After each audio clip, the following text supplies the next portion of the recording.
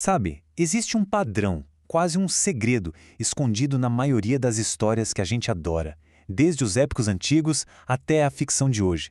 E o mais impressionante é que esse padrão também pode ser um mapa para as nossas próprias vidas.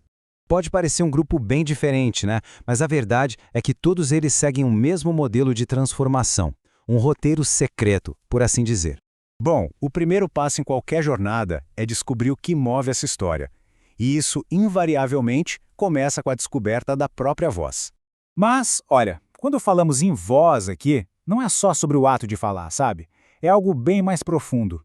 É a essência de quem a pessoa é, uma combinação de talento, paixão, consciência e aquilo que o mundo precisa. E é justamente quando essas quatro áreas se encontram que a mágica acontece.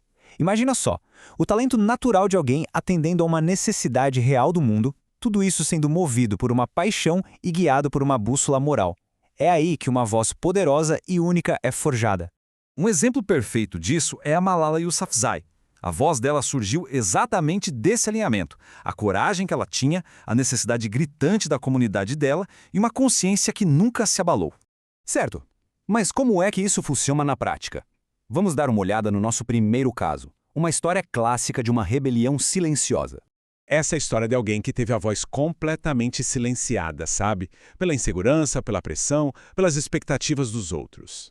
E a transformação do Todd Anderson mostra essa batalha interna de um jeito brilhante. Ele começa totalmente na sombra, deixando que decidam por ele. Mas aí vem uma faísca, um incentivo que o leva a tomar uma posição, a afirmar a própria voz contra tudo e contra todos.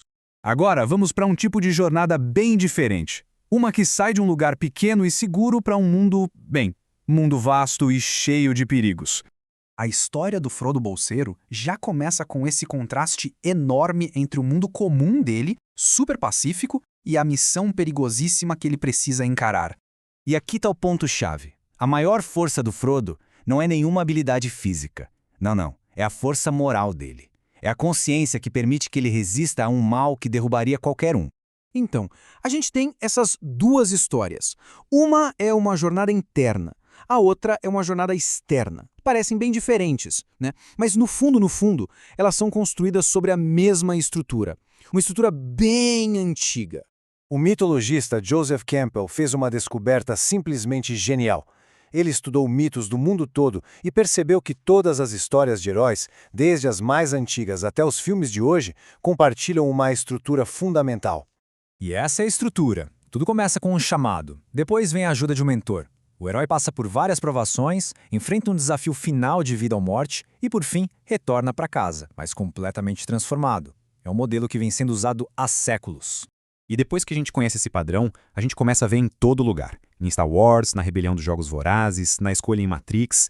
É literalmente a espinha dorsal de quase toda história heróica que a gente conhece.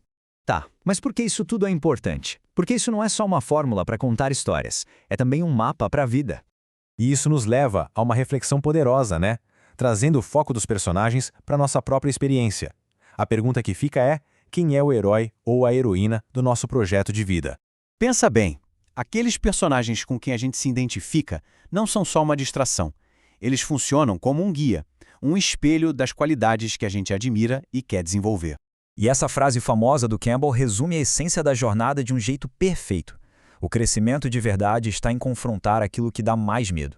No fim das contas, a jornada de cada um começa com essa pergunta. Para uns, pode ser uma audição. Para outros, uma conversa difícil que precisa acontecer, ou um desafio totalmente novo.